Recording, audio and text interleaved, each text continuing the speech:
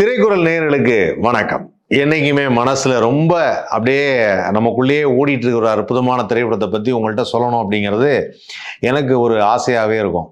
அதுல எனக்கு மனசுக்குள்ள ஓடிட்டு இருந்த ஒரு விஷயம், சமீபத்தில் அந்த ஆடியோவை நான் கேட்டேன். அதாவது என்னன்னா, ஒரு கலந்துரையாடலில் என்ன சொல்லியிருக்காரு அப்படின்னா, ஒரு டியூன் வந்து ராஜா சார் போட்டிருக்காரு. இந்த ராஜா சார் வந்து ஒரு டியூன் போட்டுட்டு ஆல்டர்னேட்டிவ் டியூன் ஏகப்பட்டது போடுவார். ஆனால் என்ன பண்ணிட்டாராம், ஒரு டியூன் ஒன்று வந்து போட்டோன்னா அந்த டியூனை வந்து பஞ்சு அருணாச்சலம் சார் வந்து கேட்டிருக்காரு. அது என்னன்னா,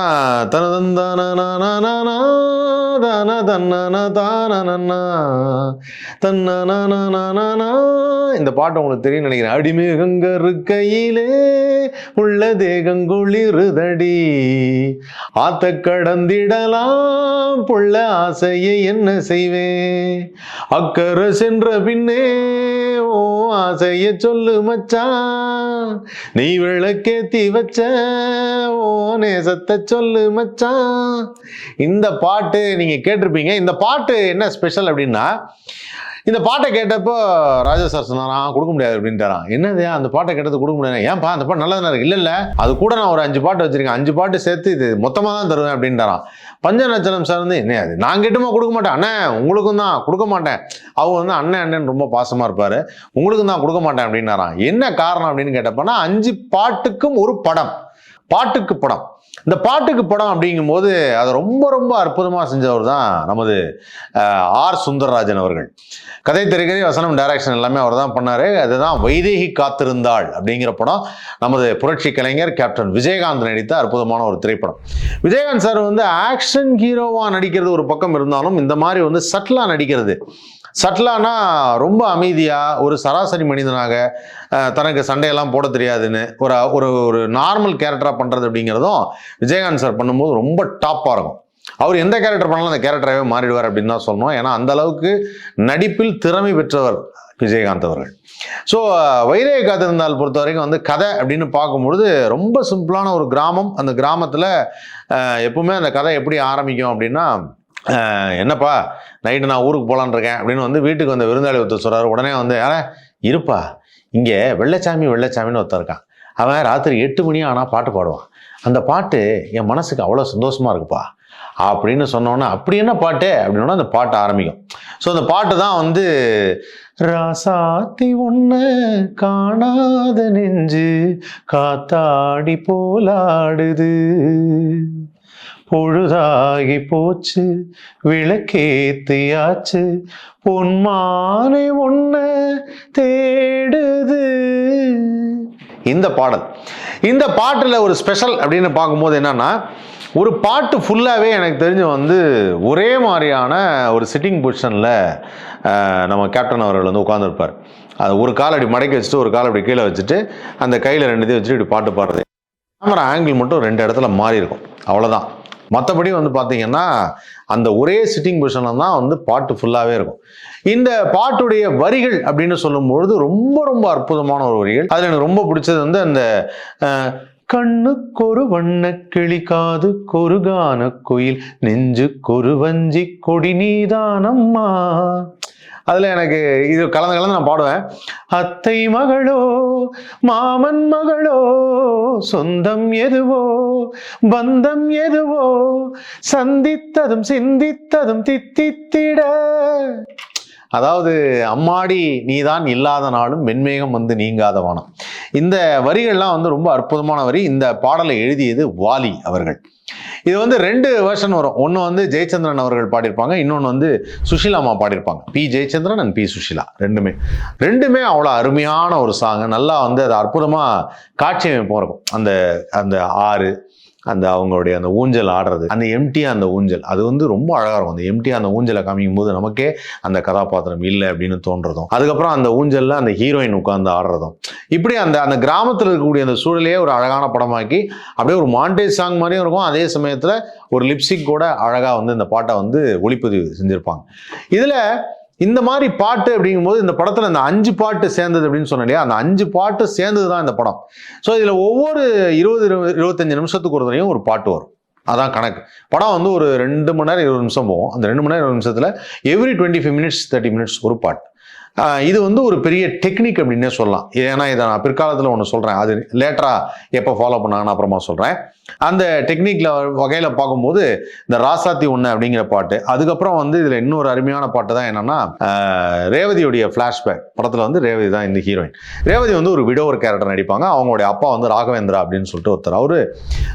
அவரை நீங்கள் இன்னொரு படத்தில் அப்படின்னு சொல்லணும்னா, ஐ திங்க் மனதில் உறுதி வேண்டும் படத்தில் கூட வருவார். அவர் கண்ணாடி போட்டு அவர் தான் அந்த வக்கீலாக வருவார், அந்த கேரக்டரு. அதுக்கப்புறம் இந்த படத்தில் இதில் இந்த பாட்டு சொன்னால் எல்லாருக்கும் தெரியும். அழகு மலராட அபிநயங்கள் கூட சிலம்புலியும் புலம்புவது கேள். இந்த பாட்டுக்கு தக தகிட்ட தக தகிட்ட தா இந்த ஜதி சொல்றது ராகவேந்திரா தான். ரொம்ப ரொம்ப அற்புதமா அதை உண்மையிலேயே அவருக்கு மியூசிக்கும் தெரியும், அவர் ரொம்ப அற்புதமாக அதை பண்ணியிருப்பாரு. அந்த பாட்டு கிளைமேக்ஸ்க்கு ஓரளவுக்கு கொஞ்சம் லேட்டராக தான் ஆகும் செகண்ட் ஹாஃப்ல. இதில் ரெண்டாவது இன்னொரு முக்கியமான பாட்டு அப்படின்னு சொல்லும்போது, அந்த ஒரு கதைப்படி பார்த்தீங்கன்னா அந்த கதையில் ரொம்ப சிம்பிளாக ஒரு விஷயம் பண்ணியிருப்பாங்க. என்னன்னா, ஒரு கிராமம், அதில் வந்து ஹீரோ விஜயகாந்த், அதுக்கப்புறம் ஹீரோயின் வந்து ரேவதி. ரேவதி வந்து ஒரு விடோவர், விஜயகாந்த் வந்து அந்த கிராமத்துக்காக வேலை செய்ய வந்து ஒருத்தர். வேலை செய்யறதுனா என்ன, தண்ணி எடுத்து கொடுப்பாரு, இரும்படிப்பார், அப்புறம் ஏதாவது வேலை சொன்னால் செய்வார். இதுதான் விஜயகாந்தோட ஒர்க்கு. ஸோ இந்த மாதிரி ஒரு கேரக்டர். ஆனால் வெள்ளச்சாமி பாட்டு பாடுவார், ஆனால் பேச மாட்டார், சரியா சைலண்டாக தான் இருப்பார். அப்படிங்கிற மாதிரி தான் படத்தில் காமிச்சிருப்பாங்க. ஸோ இந்த கேரக்டர் பொறுத்த வரைக்கும் இல்லை. இப்போது வெள்ளச்சாமியோட ஃப்ளாஷ்பேக் ஒன்று இருக்கும், ரேவதியோட ஃப்ளாஷ்பேக் ஒன்று இருக்கும். இந்த கதையை என்ன பண்ணியிருப்பாரு, 5 பாட்டுக்கு தகுந்த மாதிரி அழகாக வடிவமைச்சிட்டார். அந்த வடிவமைப்புனா வெள்ளச்சாமிக்கு ஒரு ஃப்ளாஷ்பேக் அப்படின்னா என்னன்னா, விஜயகாந்த் சார் ஃப்ளாஷ்பேக் வந்து அவருக்கு ஒரு அத்தை பொண்ணு இருக்கும். அந்த அத்தை பொண்ணு இவர் மேலே ரொம்ப அன்பாக இருக்கும், அவர் தான் காதலிச்சு கல்யாணம் பண்ணணும்னு நினைக்கும். இவர் சும்மா ஒரு டீஸ் பண்ணுவார், நான் வேற ஒரு பிள்ளையை பார்த்துட்டேன், அவளை எனக்கு வேணான்னு சொல்லுங்கம்மா அப்படின்னு சொல்லிட்டு அந்த இடத்துல வந்து வடிவுக்கரசி தான் அம்மா கேரக்டர் பண்ணியிருப்பாங்க. அதில் வந்து வேணான்னு சொல்லுங்கன்னா, அந்த பொண்ணு வந்து மாமன் மேலேயே உயிராக இருந்த அந்த பொண்ணு நம்மளை வேணான்னு சொல்லிட்டார் மாமன்னு சொல்லிட்டு அரளி அரைச்சி குடிச்சிடும். அப்படி குடிச்சு அவர் செத்து போயிடும். அப்படி செத்து போகும்போது விஜயகாந்த் சாருக்கு தெரிய வந்துடும். கடைசியாக ஒரு டம்ளர் தண்ணி எடுத்து வந்து உப்பை கரைச்சி கொடுத்து எப்படியாவது காப்பாற்றலாம் நினைக்கும் போது வீட்டில் தண்ணி இருக்காது. அந்த ஒரு காரணத்துக்காக என்னுடைய அத்தை பொண்ணு, நான் என்னை விரும்பின பொண்ணு, நான் கட்டிக்க இருந்த பொண்ணு, கடைசியில் ஒரு டம்ளர் தண்ணி கூட என்னால் கொடுக்க முடியலங்கிறதுக்காக இந்த கிராமத்தில் வந்து இந்த ஊருக்கே வந்து தண்ணி எடுத்து கொடுப்பாரு. இவ்வளோதான் சிம்பிளான சீன். இப்போ இந்த கதையை யாராவது சொன்னோன்னு வச்சுங்களேன், உடனே என்ன சொல்லுவாங்க எல்லாரும், இதில் என்ன சார் இருக்குது, இதில் ஒன்றுமே இல்லை அப்படின்றாங்க இப்போ. ஆனால் இதை எவ்வளோ பவர்ஃபுல்லாக ஆக்குறது அப்படிங்கிறது ஒரு ஆர்டிஸ்ட் கையில் தான் இருக்குது. அதுதான் கேப்டன் விஜயகாந்த் அவர்கள். புரட்சி கலைஞர்கிட்ட எனக்கு பிடிச்ச விஷயம் என்ன அப்படின்னு பார்த்தீங்கன்னா, ஃபோர்ஸாக நடிக்கணும் அப்படின்னா ஃபோர்ஸாக நடிப்பார். சார் சட்டில் சார் கொஞ்சம் இறங்கி தான், ரொம்பலாம் இல்லை சார், ரொம்ப நார்மலாக தான் இருக்கீங்க அப்படின்னா, நீங்கள் இந்த தண்ணி எடுத்து கொடுக்குற ஷாட்டை பார்க்கணும். அந்த தோல் மேலே அந்த கட்டையும் 2 டின்னையும் கட்டிட்டு அப்படி ஏடி ஓடுவார். இந்த ஓடுற ஷாட் பார்க்கும்போது இப்போ இவர் ஒரு ஆக்ஷன் ஹீரோவா அப்படிங்கிறது நமக்கே சந்தேகம் வரும். அந்த லெவலுக்கு இறங்கி பெர்ஃபார்ம் பண்ணியிருப்பார். ஸோ அதுதான் வந்து எனக்கு கேப்டன் ரொம்ப பிடிச்ச ஒரு விஷயம். ஸோ அவர் வந்து இந்த கேரக்டர் அது மாதிரி. சரி, இவரோட ஃப்ளாஷ்பேக் இது, அதுதான் அந்த பாட்டு வரும், ராசாவே உன்னை. அந்த பாட்டு வந்து ஃபீமேல் வெர்ஷன் சுஷீலாமா பாடினது. அதுக்கப்புறம் வந்து இந்த பக்கம் வந்து ரேவதியுடைய ஃப்ளாஷ்பேக் அப்படின்னு பார்க்கும்போது அதுக்கும் இந்த ஒரு கனெக்டிவிட்டி வச்சுருப்பார். அது என்னென்னா, கல்யாணம் பண்ணி பொண்ணு மாப்பிள்ளையும் வந்து போட்டில் படகுல போகிறாங்க. படகுல போய் அக்கறைக்கு பிறந்த வீட்டிலேருந்து புகுந்த வீட்டுக்கு போகிறாங்கிற மாதிரி ஒரு விஷயம். அந்த இடத்துல போகும்போது அந்த ஆற்றுல சுடலில் சிக்கி ஒரு போட்டில் மாப்பிள்ளை இறந்துடுறார். கல்யாணம் ஆன கொஞ்ச நேரத்திலே மாப்பிள்ளை இறந்துடுறார். ஸோ அவங்க வந்து ஒரு விடவர் ஆயிடுறாங்க. அதுதான் அவங்களுடைய சோகமான ஒரு கதை. ஸோ இந்த பக்கம் ஒரு சோகமான கதை, இந்த பக்கம் ஒரு சோகமான கதை. இப்போ இந்த 2 கதையை வச்சு நம்ம எப்படி வந்து சிங்க் பண்ணுறது? அப்போ யோசிச்சா அந்த இடத்துல வந்து ஒரு கேரக்டர், அந்த ஊரில் ஒரு பொண்ணு, அது வந்து வில்லனுடைய தங்கச்சி. அதுக்கப்புறம் அந்த ஊருக்கு வேலை பார்க்க வர ஒரு பையன், அவன் வந்து ஒரு படித்தவன், அவன் வந்து ஒரு ஹீரோ, ஒரு செகண்ட் ஹீரோ, அந்த மாதிரி ஒரு கேரக்டர். இப்போது இந்த 2 கேரக்டருக்கும் லவ் வருது அப்படின்னு சொல்லிட்டு, ஆனால் இந்த 2 கேரக்டருக்கும் பெருசாக வந்து ரொமான்டிக் சாங்குங்கெல்லாம் எதுவும் கிடையாது. லவ் இருக்கும், அது மாதிரி இருக்கும். இதில் காமெடி ட்ராக் தான் வந்து கவுண்டமணி செந்தில் அவர்கள் ரொம்ப அற்புதமாக பண்ணியிருப்பாங்க. அந்த காமெடி ட்ராக் வந்து உலகமெங்கும் ரீச் ஆன ஒரு காமெடி ட்ராக். அதாவது இவர் வந்து ஆளினால் அழகராஜா அப்படின்னு சொல்லிட்டு ஒரு சைக்கிள் கடை வச்சிருப்பார். அந்த சைக்கிள் கடை வச்சுட்டு அந்த இதை தட்டிக்கிட்டே பேசுவார். இதெல்லாம் நீ ஊருக்குள்ளே போய் சொல்லணும்டா, அண்ணன் ஒரு நல்லவர், வல்லவர், பெண்ட் எடுக்கிறதுல கெட்டிக்காரு அப்படின்னு சொன்னால், அது சொல்லும் போதே வந்து செஞ்சு அண்ணே சொல்லுங்கண்ணே அப்படின்னு. அதாவது ஒரு காமெடிக்கு கூட இன்னசென்ஸ் எவ்வளோ இதுவாக ஒர்க் ஆகுங்கிறது இந்த படம் தான் ஒரு மிகப்பெரிய எக்ஸாம்பிளாக சொல்லலாம்.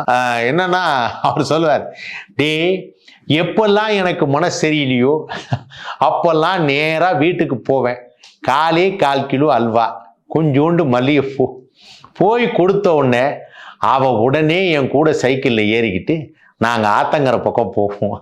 அவள் முடியல நான் படுக்க, ஏன் முடியல அவள் படுக்க. ஐயோ ஒரே ஜாலியாக இருப்போம்டா அப்படின்னோட செந்தில் இதை கேட்டுட்டு அடுத்த நாள் செம சண்டை வரும். என்னடான்னு பார்த்தா யார் இவரோட ஒய்ஃப்னு சொல்லி கோயத்தில் சொன்னாலும் அவருக்கே போய் மல்லிகைப்பூவும் அல்வாவும் கொடுக்குற அந்த சீனு. அதுதான் சூப்பர் சீன் அது. அதாவது என்னன்னா அந்த இடத்துல என்ன அந்த ஒரு சட்டிலான பர்ஃபார்மன்ஸ் என்னன்னா, அதான் அவங்க வீட்டில் போய் கோயசல்லா கொடுத்துருப்பாரு. கொடுத்துட்டு அவர் நீங்கள் தானே சொன்னீங்க மல்லிகைப்பூ அல்வா கொடுத்தா வருவாங்கன்னு, இவங்க வரமாட்டேங்கிறாங்க அப்படின்னோடனே இவர் அப்படியே பார்த்து முறைச்சிட்டு இருப்பாரு. அவங்க ஒய்ஃபு மாதிரி கேவலமாக திட்டும்போது செந்தில் ஒரு டைலாக் சொல்லார், அண்ணே நீங்கள் எவ்வளோ நல்ல ஒரு சுற்றி உள்ள ஆர்டிஸ்ட்லாம் இல்லை இப்படி சொன்னாங்க. ஆக்சுவலாக ரொம்ப நல்லா பண்ணியிருப்பாங்க. ரொம்ப சிம்பிளான காமெடி சீன் தான். அதில் வந்து ஒரு பெரிய டிஃப்ரென்ஸ் எல்லாம் கிடையாது, சிம்பிளாக தான் இருக்கும். ரொம்ப பிரமாதமாக பெருசாக யோசிச்சாங்கலாம் கிடையாது. ஆனால் அவ்வளோ அழகாக பண்ணியிருப்பாங்க. ஸோ கவுண்டமணியோட செந்தில், அதுவும் அந்த மேண்டல் ஜோக், அது வந்து அண்ணே ஒரே ஒரு பெட்ரோமாக்ஸ் லைட் ஒன்று இருக்கும், அந்த பெட்ரோமாக்ஸ் லைட்டை வாடகை கொடுக்குறதுன்னு, இதுதான் அவரோட கேரக்டர் படத்தில். அதை வாடகை கொடுக்குறதுன்னு ரெடியாக இருப்பார். கொடுக்கும்போது வந்து செந்தில் வந்து டவுட்டு கேட்பார், அண்ணே இந்த பெட்ரோமாக்ஸ் லைட் எப்படின்னா எரியும், இந்த இருக்கு பாத்தியா இதில் தான் எண்ணெய் ஊற்றணும், இந்த வெள்ளையாக இருக்கு பாத்தியா இதுக்கு பேர் தான் மேண்டில், இதை ஆன் பண்ணி பற்ற வச்சா இதில் தான் குபீர்னு எரியும், இதில் எப்படி எரியும். அதாவது அதுவும் ஒரு இன்னசென்ஸோடைய உச்சம். அவருடைய பார்த்துட்டே இருப்பார். ரொம்ப நாள் கழித்து நீங்கள் வாடகைக்கு போகணும்னு நினச்சேன், அந்த லைட் இன்னைக்கு போயிடுச்சு அப்படின்னு. அது ஒரு அம்மா வரும், அது கொடுக்குற டைலாக் தான் நல்லாயிருக்கும். இந்த ஏங்க ராத்திரி விசேஷம் இருக்கு, பெட்ரோமாக்ஸ் லைட் வேணாம், பெட்ரோமாக்ஸ் லைட் வேணாம், ஏன் இந்த பந்தங்கந்தெல்லாம் கொளுத்தி வச்சு கூடாது. அது கொண்டே அந்த அம்மா இல்லை பெட்ரோமாக்ஸ் லைட்டே தான் வேணும் அப்படின்னு இந்த உடனே ஒரு கவுண்டமணி சமாளிக்கிறது நல்லாயிருக்கும். கூட வச்சிருக்கவங்களாம் பெட்ரோமாக்ஸ் லைட் கொடுக்குறது இல்லை. ஸோ இந்த அளவுக்கு என்னன்னா டயலாக்லேயும் ரொம்ப சிம்பிளாகவும் அந்த காமெடியை இன்னைக்கு வரைக்கும் நிலைச்சு நிற்கிது அப்படின்னா அது வைதேகி காத்திருந்தால் கவுண்டமணி செந்தில் காமெடி தான். அதுக்கப்புறம் இந்த கதையில் வந்து பார்த்தா நான் சொன்னேன்ல பாட்டு பேஸ் பண்ணின்னு, இந்த பாட்டு பேஸ் பண்ணி அப்படின்னு பார்க்கும்போது இல்லை, இதில் அந்த ஃபர்ஸ்ட் ஹாஃபில் ராசாத்தி ஒன்ன பாட்டுக்கு அப்புறம் வந்து இந்த ரேவதியோடைய ஃப்ளாஷ்பேக் காமிப்பாங்க. அந்த ரேவதியோட ஃப்ளாஷ்பேக் காமிக்கும் போது அதுதான் அந்த டியூன். பஞ்ச அருணாச்சலம் சார் வந்து கேட்டார் இல்லையா, ஆஹா ஓஹோ ஏஹே ஹொய், ஆஹா ஓஹோ ஏஹே ஹொய் தரணந்த தானா ஆஹா ஓஹோ ஏஹே ஹொய், இப்படிதான் ஆரம்பிக்கும் அந்த பாட்டு. அடி மேகங்க இருக்கையிலே புள்ள தேகம் குளிர்தடி அப்படிங்கிற சாங். இந்த பாடலை வந்து பஞ்ச அருணாச்சலம் சாரே வந்து எழுதினாரு. ரொம்ப அற்புதமான ஒரு பாட்டு. ஸோ அந்த பாட்டு வந்து அந்த பாட்டில் தான் அந்த டிசாஸ்டர் நடக்கும். அதுக்கப்புறம் வந்து அவங்களோட லைஃப் எப்படி இருக்கு, இப்போ இவங்க 2 பேரும் சேருவாங்களா, அதாவது விஜயகாந்த் ரேவதி சேருவாங்கன்னா இல்லை, அந்த ஊரில் இந்த படித்த பையன் ஒருத்தன் வந்தாப்புல, அந்த பையன் தன்னை விரும்புகிறதா ரேவதி ஒரு கற்பனைக்கு போயிடுவாங்க. அப்புறம் பார்த்தா இல்லை தன்னை விரும்பலை, அந்த ராதாரவியோட தங்கச்சி தான் விரும்புகிறாங்க. ஸோ ராதாரவி கேரக்டர் இந்த படத்தில் சொல்லணும், படத்துல ஒரு 5-6 கேரக்டர் தாங்க. அந்த 5-6 கேரக்டர் வச்சு ஒரு ஃபுல் படம் பண்ணியிருப்பான். ராதாரவி கேரக்டர் பார்க்கும்போது அந்த வெள்ளிக்கிழமை ராமசாமின்னு ஒரு கேரக்டர், இந்த பக்கம் பார்த்தா வெள்ளச்சாமி, அந்த பக்கம் ராமசாமி. வெள்ளிக்கிழமை ராமசாமின்னு அந்த வளைஞ்ச செருப்பு எங்கேன்னு வந்து உண்மை தண்டல் வசூல் பண்ணுற ஒரு ஆளா அந்த கிராமத்தில் அது வர்றது ஒரு கேரக்டர். அவருடைய மேக்கப்பு, கெட்டப்பு, அந்த கையில் சைக்கிள் செயின், அதுவே வந்து ஒரு ஃபீலை கொடுத்துரும். ராதாரவி சார்ட்ட ரொம்ப பிடிச்ச விஷயம் என்னன்னா, அவர் எந்த படத்தில் நடிச்சாரும்ல ஒப்பனை கஜபதி அப்படின்னு போடுவாங்க. கஜபதி அவருடைய மேக்கப் அவ்வளோ பக்காவா, அந்த கேரக்டருக்கு என்ன வேணும், அந்த ஹேர் ஸ்டைல் இப்படி இருக்கணும், மீஸ் எப்படி இருக்கணும், ஒரு ஊரில் ஒருத்தன் அவன் இந்த மாதிரி தான் சட்டை போடுவான், பேண்ட் அடி மடிச்சு விட்டுருப்பான், அந்த கையில் சைக்கிள் செயினை வச்சுட்டு வருது, லைட்டாக ஒரு மறு வைக்கிறது, இந்த மேக்கப் வந்து அவ்வளோ பர்ஃபெக்டாக போடுவார். இன்னைக்குமே நீங்கள் வந்து ராதாரவி சாரை பார்த்தீங்கன்னா எந்த படத்துலையுமே அவருடைய மேக்கப் கண்டினியூட்டி அவ்வளோ பர்ஃபெக்டாக இருக்கும். ஏன்னா அதில் ரொம்ப கான்சன்ட்ரேட் பண்ணார், க்ளீனாக இருப்பார். அந்த மேக்கப் போட்டோன்னே அந்த ஆர்டிஸ்ட் அப்படியே மாறுவார். அது வரைக்கும் நார்மலாக இருப்பார். சிரிச்சா கன்னத்தில் குழியெல்லாம் அவ்வளோ இருக்குது. ஆனால் வில்லன் அடிக்கும் போது அந்த குழி விழுற விஷயத்தெல்லாம் அவர் வந்து நம்ம ஹைலைட்டாக பார்க்கவே முடியாது. அதை வந்து பயங்கரமாக பண்ணிடுவார்னு வச்சுக்கோங்க. ஸோ அந்த வகையில் வந்து இந்த படத்தில் அது ஒரு கேரக்டராக இருந்தாலும் இந்த படத்துடைய பாடல்கள் அப்படின்னு சொல்லும்போது அடுத்த பாட்டு என்னன்னா, இன்றைக்கு ஏன் இந்த ஆனந்தமே, அதாவது ரேவதிக்கு வந்து அவரு அந்த படித்த பையன் வந்து ஒரு லாட்ரி சீட் மாதிரி, சுரண்டர் லாட்ரி மாதிரி ஒன்று இருக்கும், அதில் வந்து குங்குமம் எடுத்து கொடுத்தோன்னா இந்த பாட்டு வரும். இன்றைக்கு ஏன் இந்த ஆனந்தமே, இன்பத்தில் ஆடுது என் மனமே, கனவுகளின் சுயம்பரமோ, அவ்வளோ அருமையாக இருக்கும் அந்த பாடல். இந்த பாடலும் வந்து பார்த்தீங்கன்னா ஜெயச்சந்திரன் அவர்கள் தான் பாடியிருப்பார். அருமையான ஒரு கர்நாடிக் சாங் அது. ஸோ இந்த சாங் வந்து இந்த பக்கம், அதாவது இவங்க அதை விஜயகாந்த் பார்த்துருவார். இந்த பூ எடுத்து கொடுத்தோன்னா அந்த பிள்ளை சந்தோஷமா இருக்கு அப்படிங்கிறத விஜயகாந்த் பார்த்துருவார். ஸோ அந்த சமயத்தில் வந்து இந்த 2 கேரக்டர் லவ் பண்ணுற மாதிரியோ அந்த மாதிரி எங்கேயுமே வச்சிருக்க மாட்டாங்க. விஜயகாந்த் ரேவதியை லவ் பண்ணுறாங்க, ரேவதி விஜயகாந்த், அது மாதிரி எதுவுமே இருக்காது. ஸோ இந்த கதையை வந்து ரொம்ப வித்தியாசமாக டிசைன் பண்ணியிருப்பார் ஆர் சுந்தரராஜன். இது ஒரு ட்ரையாங்கிள் லவ் ஸ்டோரின்னு கூட சொல்ல முடியாது. இந்த பொண்ணுக்கு அவன் மேலே ஆசை, அவன் இன்னொரு பொண்ணை லவ் பண்ணுறான், இவர் அத்தை பையன் நினச்சிட்டு இருக்காரு, அது முன்னாடி இருக்கிற வாழ்க்கை போயிடுச்சுன்னு நினச்சிட்டு இருக்கு. ஸோ இப்படி டிசைன் பண்ணியிருப்பார் இந்த கதையை. ஸோ இதில் அடுத்ததாக என்ன அப்படின்னு பார்த்தீங்கன்னா, இந்த டுவர்ட்ஸ் கிளைமேக்ஸில், அதாவது என்னன்னா இந்த பொண்ணுக்கு வந்து அந்த விதவையாக இருக்கிறது அப்படிங்கிறதும் அதை வந்து அவமானப்படுத்துகிற மாதிரி இருக்கும்போது அந்த அப்பா கேரக்டர்கிட்ட சொல்லி நான் ஒரு தடவையாவது டான்ஸ் ஆடணும்பா அப்படின்னு சொல்லி அந்த நாட்டியம் ஆடுறதுக்கு அந்த கோயிலில் இந்த பாட்டு வரும். அழகு மலராட அபிநயங்கள் கூட சிலம்புலியும் புலம்புவதை கேள், விரல் கொண்டு மீட்டாமல் துடிக்கின்ற வீணை. என்ன அருமையான லைனுங்க. இந்த பாட்டை எழுதுனது அப்படின்னு பார்க்கும்பொழுது அழகு மலராட எழுதுனதும் வாலி அவர்கள் தான். ரொம்ப அற்புதமாக எழுதியிருப்பார். அதே மாதிரி இன்றைக்கு ஏன் இந்த ஆனந்தமே பாடல் எழுதுது கங்கை அமரன் அவர்கள். ஸோ இந்த பாடல் எல்லாமே வந்து அவ்வளோ அற்புதமான பாடல். இதில் அந்த டுவர்ட்ஸ் கிளைமேக்ஸ் தான் அந்த பாட்டு வரும். அதுதான் காத்திருந்து காத்திருந்து காலங்கள் போகுதடி அப்படிங்கிற பாடல். நான் அன்னைக்கு கூட சொல்லியிருந்தேன், அதாவது ஒரு பாட்டில் ஒரு ஷாட் வந்து சோக்கர் ஷாட்னுவாங்க, அதாவது இவ்வளோ க்ளோஸில் வைக்கும்போது லிரிக்ஸ் எல்லாம் வந்து மனப்படமாக வச்சோம். அப்போல்லாம் நாகரான்னு ஒன்று இருக்கும். நாகரானா என்ன அப்படின்னா, அந்த பாட்டு இப்படி ப்ளே பண்ணுவாங்க, அந்த பெரிய டேப் மாதிரி இருக்கும், அப்படி அந்த நாகராவில் அந்த பாட்டை ப்ளே பண்ணுவாங்க. அந்த ஸ்பீடு தான் ஃபிலிம் ரோலோட ஸ்பீடுக்கு கரெக்டாக சிங்க் ஆகும். அதே பிட் ஃப்ரேம்ஸில் அது மூவ் ஆகும். ஸோ அதில் வந்து அந்த பாட்டை ப்ளே பண்ணிவிட்டு அந்த பாட்டை வந்து ஷூட் பண்ணுவாங்க. ஸோ அதில் வந்து அந்த வரிகளே வரும்போது, நீரு நீளம் 4 பக்கம் நான் திரும்பி பார்த்தாலும் அந்த பக்கம் இந்த பக்கம் அத்தனையும் நீ ஆகும். இந்த பாடல் வரிகள் முழுவதுமே மனப்பாடம் பண்ணியிருப்பார். மனப்பாடம் பண்ணி எப்படி சொல்கிறேன் அப்படின்னா, கட்டே பண்ணல, அதில் அப்படியே ஒரு சோக்கர் ஷாட் இப்படி வைக்கிறாங்க, அப்படி ஃபுல்லாக அந்த பாட்டை பாடியிருப்பார். ஸோ இதெல்லாம் இந்த படத்துடைய ஸ்பெஷல். 5 பாட்டுக்காக ஒரு படம் அப்படின்னா அது வைதேகி காத்திருந்தால் தான். அந்த 5 பாட்டுக்காக தானே இருக்கு, கதை ஒன்றும் பெருசாக வேண்டாம், 5 பாட்டு அப்பப்போ வந்தால் போகிறோம். விடலையே ஆர் சுந்தரராஜன் அவர்கள் வந்து பிரமாதமான கதை பண்ணியிருந்தார்.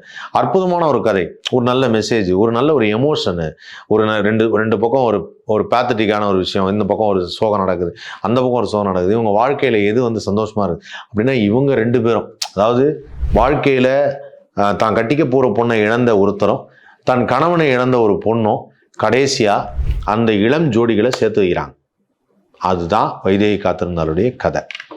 அதை ரொம்ப ரொம்ப அற்புதமாக ஸ்க்ரீன் பிளே பண்ணியிருப்பார். இந்த படத்தில் வந்து ராதாரவியன்ட்ட ஒரு தடவை பேசிகிட்டு இருக்கும்போது சொன்னார், விஜயகாந்த் சாரோட டெடிக்கேஷன்னா என்ன அப்படின்னு சொல்லிட்டு.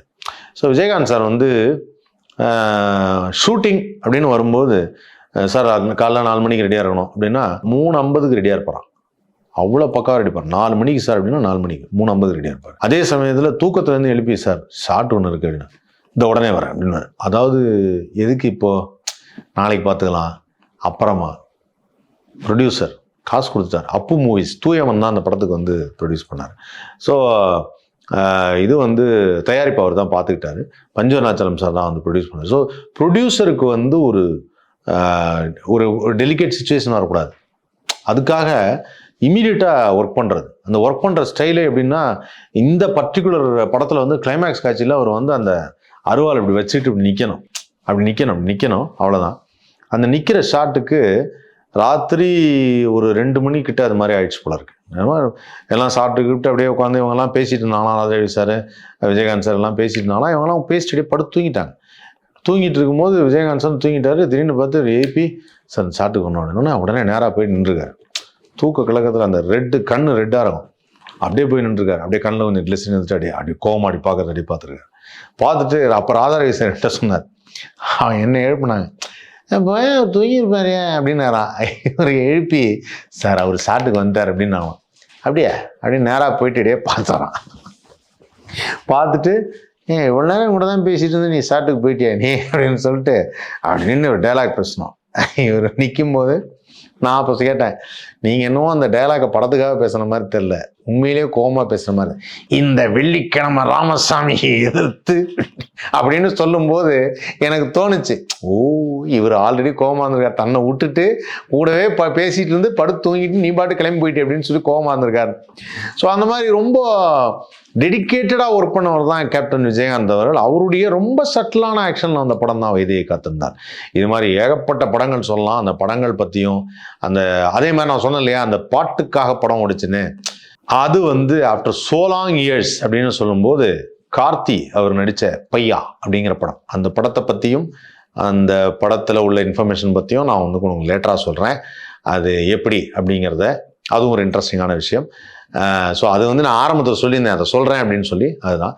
ஸோ இதே மாதிரி பாட்டுக்காக நிறைய படங்கள் இருக்குது, பாட்டுக்காக கதைகள் உருவாகிருக்கு. இந்த பாட்டுக்காக கதை உருவாகி அந்த கதை சூப்பர் ஹிட் ஆனது இன்னொரு திரைப்படமும் இருக்குது, அதுவும் ஒரு மாஸ் ஹிட் படம். அந்த படத்தை பற்றியும் ஒரு லவ் ஸ்டோரி, அந்த லவ் ஸ்டோரி பற்றியும் அடுத்த வீடியோவில் சொல்கிறேன். அது வரைக்கும் தொடர்ந்து பாருங்கள். திரைக்குறள் லைக் பண்ணுங்கள், ஷேர் பண்ணுங்கள், சப்ஸ்கிரைப் பண்ணுங்கள்.